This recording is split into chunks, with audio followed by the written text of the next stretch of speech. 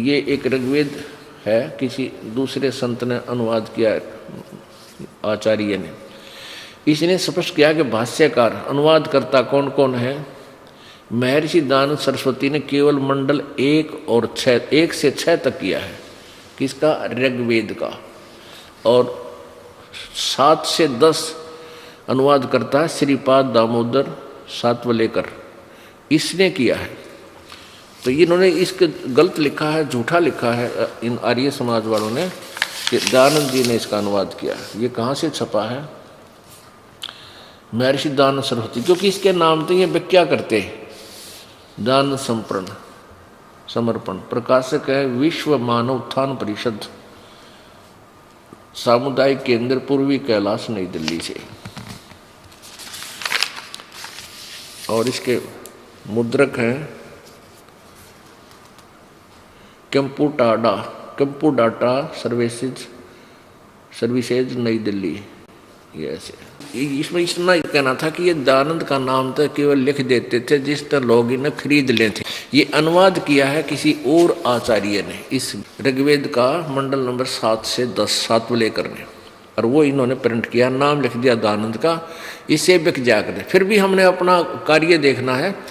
तो उस संत ने, आचार्य ने इसका अनुवाद किया। उसमें क्या लिखा है ये देखिएगा। ऋग्वेद मंडल नंबर 10 है, सूक्त नंबर 161। ऋग्वेद मंडल नंबर 10 सूक्त 161 161, इसका दूसरा मंत्र है। यदि रोगी नष्ट जीवन शक्ति वाला हो गया है, यदि अथवा सीमा से परे चला गया है, यदि मृत्यु के समीप पहुंच गया ही है, तो भी उस रोगी को मैं वैद घसोड़ दिया। ये वैद नहीं होना चाहिए, भगवान की महिमा गारी वैद लिख दिया इन्होंने अपनी ओछी सोच को ऊपर रखने के लिए। क्योंकि ये आर्य समाज के जो आचार्य हैं और दयानंद जी की ठुरी है, वो ये बताते हैं कि ऐसे किसी का रोग किसी संत के नाम जाप आशीर्वाद तक नहीं कट सकता। ये तो बकवाद करते हैं, वो पाखंडी हैं, और वो वेदों को सच्चा भी मानते हैं। और वेद कहने लग रहे, ये इसलिए इन्होंने यहाँ वेद लिख दिया कि पढ़ने वाला चक्कर में पड़ा रहेगा। संस्कृत अपने को आवे नहीं थी, हम हिंदी मुश्किल से सीखे थे भारत के स्वतंत्र होने के बाद। तो इन्होंने उस संस्कृत भाषा को जानने का नाजायज फायदा उठा लिया, हमें भ्रमित करते रहे। अब हम संस्कृत भी पढ़ सकते हैं क्योंकि हमारे पास शब्दकोश है, और वो तत्व ज्ञान है परमात्मा का और सब संतों का दिया हुआ, उससे हम इनको सेट कर लेंगे वेदों के अनुवाद को। वेद सही है, मूल संस्कृत ठीक है, मूल भाषा ठीक है उनकी, ओके है, लेकिन अनुवादकर्ताओं ने गलत कर दिया। हम अनुवाद पढ़ा करते हैं, अब हम दोनों पढ़ेंगे, जहाँ भी गलती होगी उसको ठीक करेंगे। यहाँ वैद शब्द गलत लिखा इन्होंने, अब प्रमाण दूंगा आपको, अभी दे दिया, पहले ही नहीं के द्वारा दूसरे आचार्य ने किया, उसमें स्पष्ट किया है, कहीं वैद नहीं, भगवान परमात्मा के बारे में लिखा, इन्होंने वैद लिख दिया कि पढ़ने वाले मूर्ख बने रहेंगे। थारा गजब हो। ये देखो ऋग्वेद वही है, मंडल नंबर 10 सूक्त 161 का दूसरा मंत्र। यह लिखा है, उस रोगी को मैं नहीं, वैद नहीं होना चाहिए, मैं भगवान कष्टपद रोग के पंजे से छुड़ा लाता हूँ। 100 शरद ऋतुओं तक, यानी 100 वर्ष तक जीने के लिए इसको बलयुक्त करता हूँ। अब इसी का अनुवाद, यानी एक ही मंत्र को किसने किस ढंग से सोचा और लिखा है, तो हमने देखना है कि उसका वास्तविक अर्थ क्या बनता है। अब वास्तविक अर्थ इसका वही बनेगा जो परमात्मा की महिमा में लिखा है और परमेश्वर ने करके दिखा रखा हमारे को, और जिन संतों ने परमात्मा का साक्षात्कार हुआ है उन्होंने भी यही बताया है और परमात्मा की महिमा में लिखा। अब इस व्यक्ति ने, इस अनुवादकर्ता ने यथार्थ अनुवाद किया है। अब आपके सामने दिखाता हूँ इसी मंत्र का, देखिएगा। ऋग्वेद भाष्यम,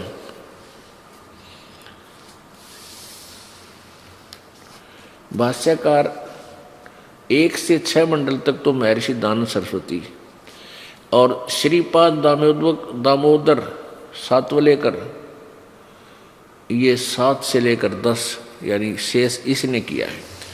इन्होंने ये कहाँ से छपा भी आपको दिखा दिया था।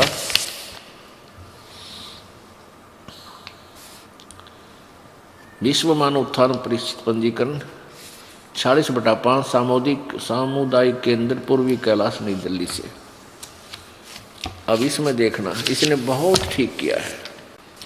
ये देखिएगा ऋग्वेद मंडल नंबर 10 161 सूक्त मंडल 10म मंडल 10वां और ऋग्वेद भाष्यम और मंत्र नंबर 2 161 161 ये सूक्त है। इसमें इसने अनुवाद बिल्कुल सही किया है। यथार्थ यदि रोगी की अक्षीण आयु हो गई हो, जिसकी उम्र भी ना रही हो, यदि वह इस लोक से चला गया यानी मर गया है, चला गया है, वो मृत्यु को प्राप्त होकर शरीर छोड़कर अपने कर्म आधार पर कहीं और दुख पाने के लिए चला गया है, और यदि वह मृत्यु के पास पहुंचा हुआ है तो भी उसको मैं मृत्यु देवता नृति के पास से लौटा ला सकता हूँ, उसे छुड़वा लाऊं। देव उस यमराज दौरे थे और उसको 100 वर्ष के जीवन के लिए प्रबल करूंगा। अब इसने सही किया कि यदि वो मृत्यु के निकट पहुंच गया है जो, या कोई मर गया है और चला गया शरीर छोड़कर, उसको भी जीवित कर दूं और 100 वर्ष की उम्र दे दूं, यदि वो सच्चे दिल से भक्ति करता है। ये गुण है परमात्मा के। और क्या क्या करता है प्रभु वो भी दिखाते हैं आपको। ये आपको फिर ये बड़े वाला वेद दिखा रहे हैं। ये वेद है जो वेद भिक्षु नामक आचार्य ने इसका अनुवाद किया हुआ है। ये देखिएगा ऋग्वेद मंडल नंबर 10 सूक्त 161 और मंत्र नंबर 2 आपने पढ़ा। इसने भी बहुत ठीक अनुवाद किया है, लेकिन उसने और भी अच्छा किया है। इसमें देखिएगा मंत्र नंबर 2, यदि किसी रोगी की जीवन शक्ति समाप्त हो यानी उम्र ना रही हो, यदि वह सीमा से परे हो गया हो, पार हो गया यानी इस लोक से चला गया हो, इसका अर्थ ये है वैसे तो, जैसा भी आपने पहले पढ़ा था। यदि वह मृत्यु के सन्निकट चला गया है तो भी उसे मैं भारी कष्टप्रद रोग से के पंजे से मुक्त कराऊं तथा उसे 100 वर्ष के जीवन हेतु बल संपन्न करूं। भावार्थ लिखा है, यदि रोगी की जीवन शक्ति समाप्त हो रही है यानी आयु खत्म हो, उसका रोग सीमा को पार कर गया है, तब भी परमात्मा उसे इस कष्टप्रद रोग से मुक्त कर 100 यानी 100 वर्ष का जीवन दे सकता है। आगे देखो, अब इसी के 5वें मंत्र में, ये 5वां मंत्र है, इसका अनुवाद यहां किया है। हे रोगी, मैं तुझे रोग के से मुक्त करूं, रोग से तो मुक्त करूं और यानी तुझे मिलूं भीगा, मेरी जो साधना ठीक करेगा तुझे मैं पाऊं यानी मिलूंगा तुझे, भक्ति कर, और तू पुनः आ,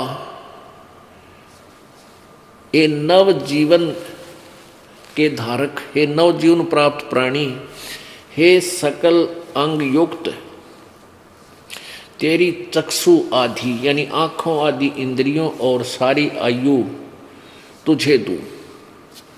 अब इसका अर्थ क्या है? जैसे यहाँ बहुत से ऐसे उदाहरण हैं कि वो परमात्मा की कृपा से रोग मुक्त हो गए जिनकी आयु शेष नहीं थी, सब ने जवाब दे दिया था, डॉक्टरों ने भी और सब आध्यात्मिक गुरुओं ने भी। तो यहाँ आए, परमात्मा की कृपा हुई, उनको रोग से वो मुक्त हुए